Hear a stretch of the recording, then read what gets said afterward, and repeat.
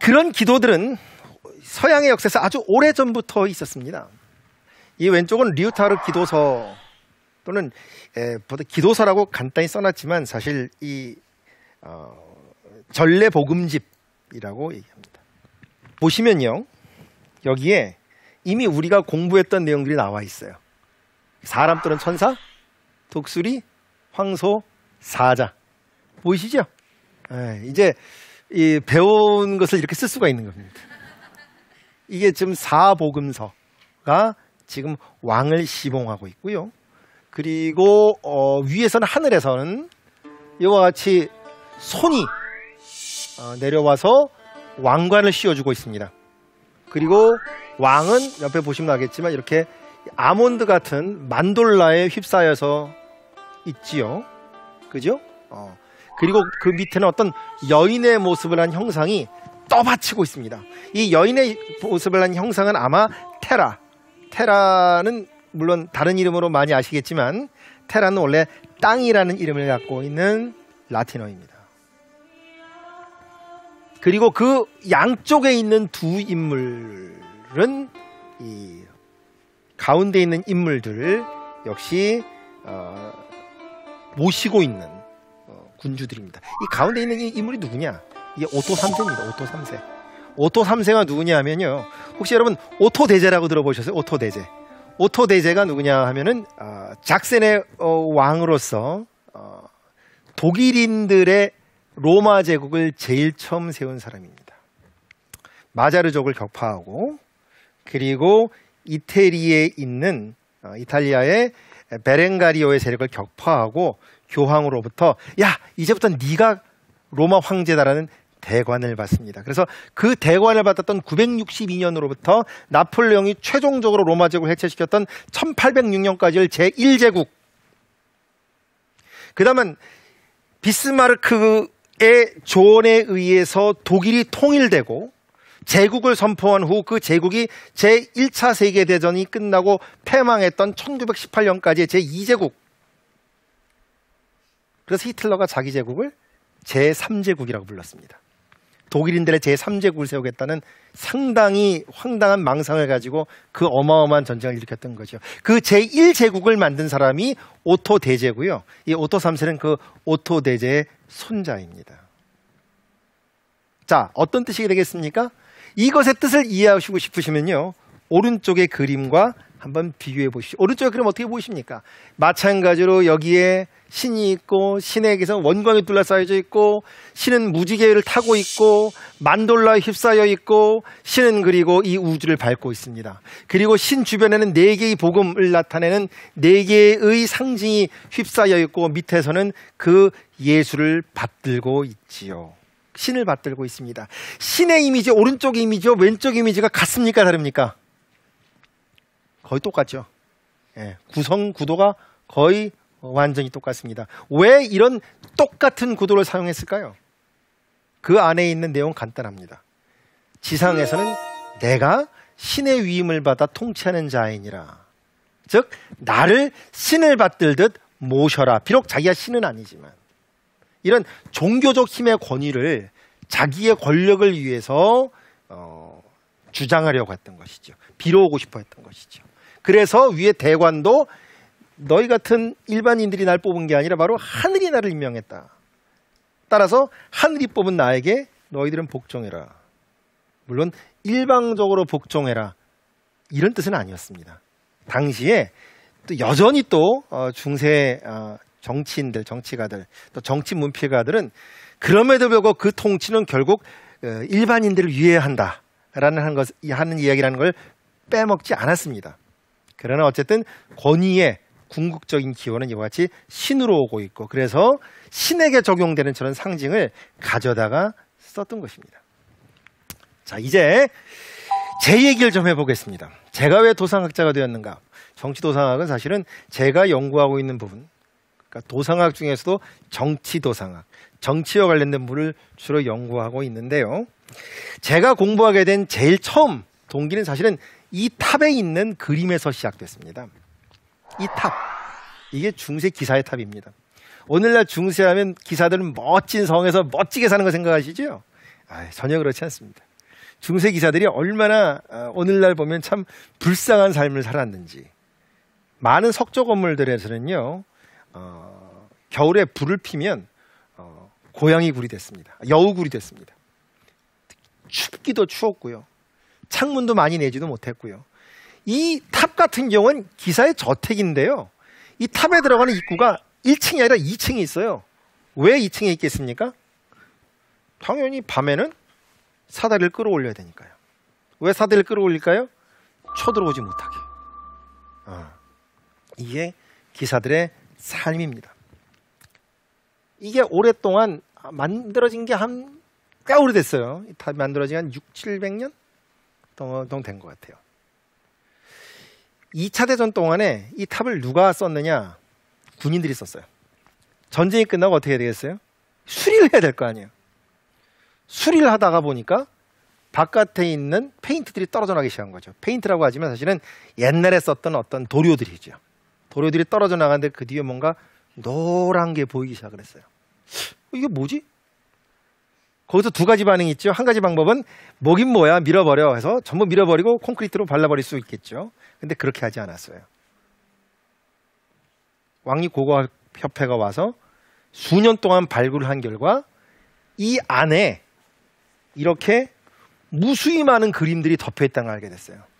누군가가 아마 종교개혁 무렵에 이 그림들을 다른 걸로 덮어버린 거죠.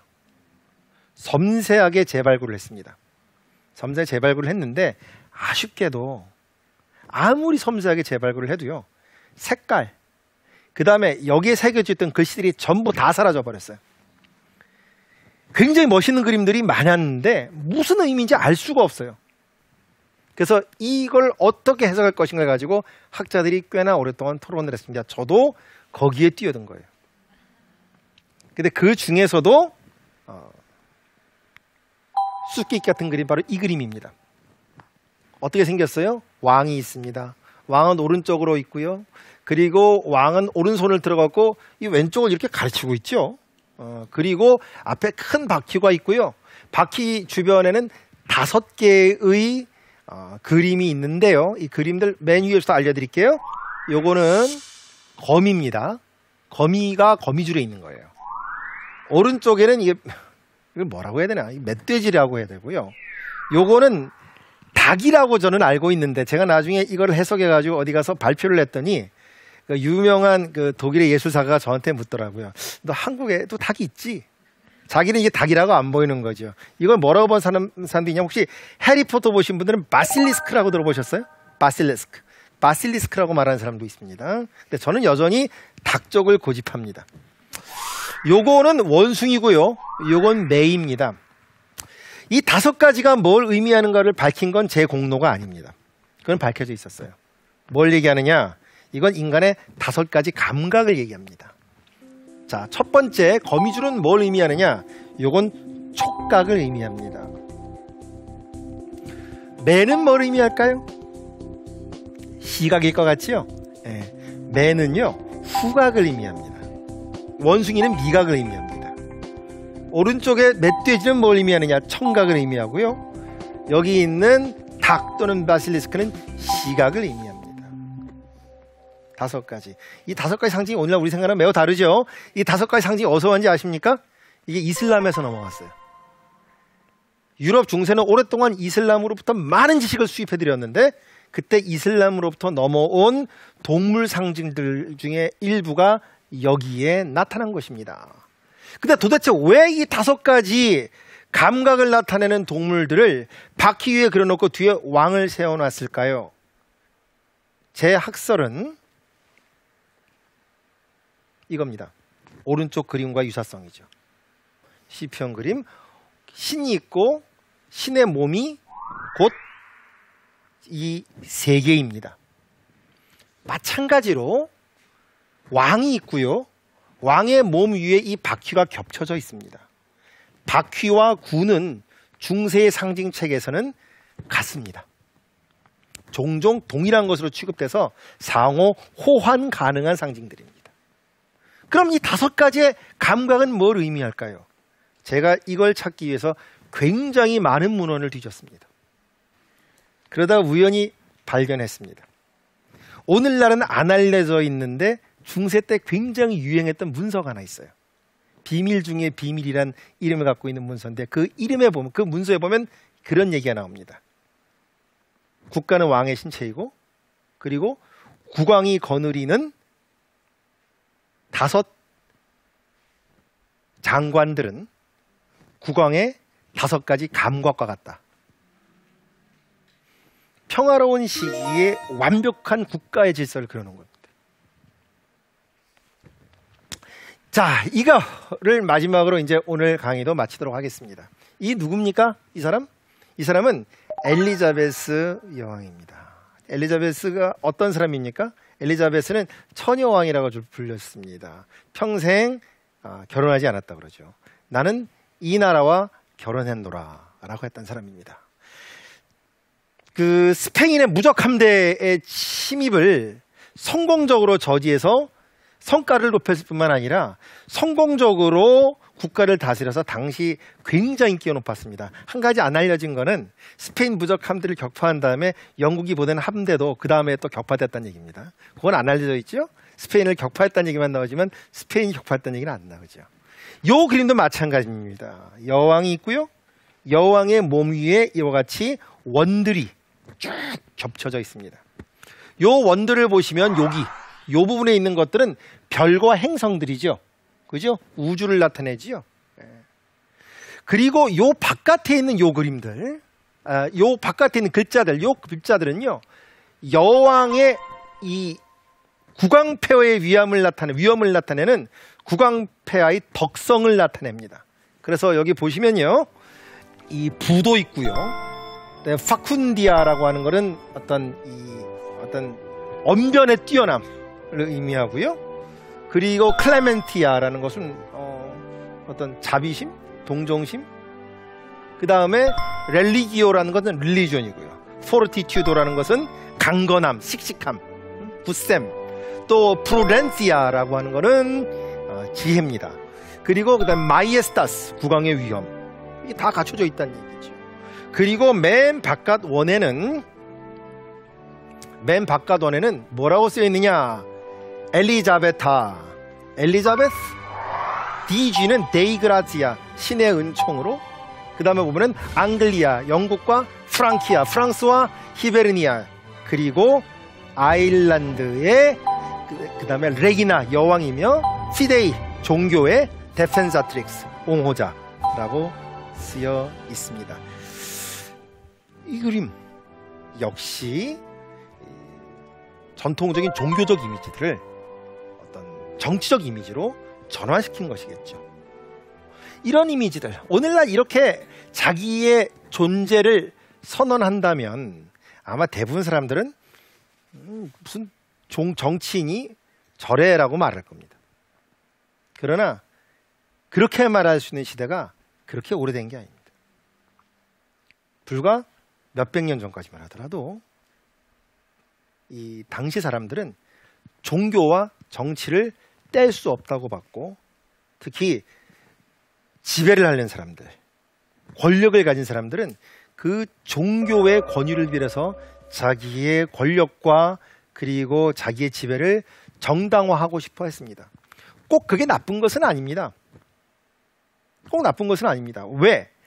스스로를 어떠한 종교적 이미지에서 정당화한다면 거기에 맞게 살아야 한다는 어떤 의무도 스스로에게 부과한 셈이니까요.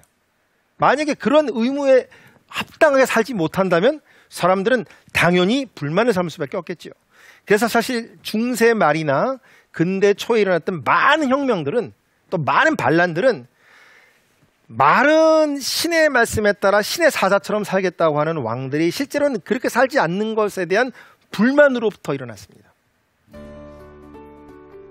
어쨌든 그런 지나간 시대, 그런 지난 시대가 오늘날 텍스트로도 남아있지만 이와 같이 이미지로서 우리 시대에 내려오고 있습니다. 이런 시대는 끝났을까요?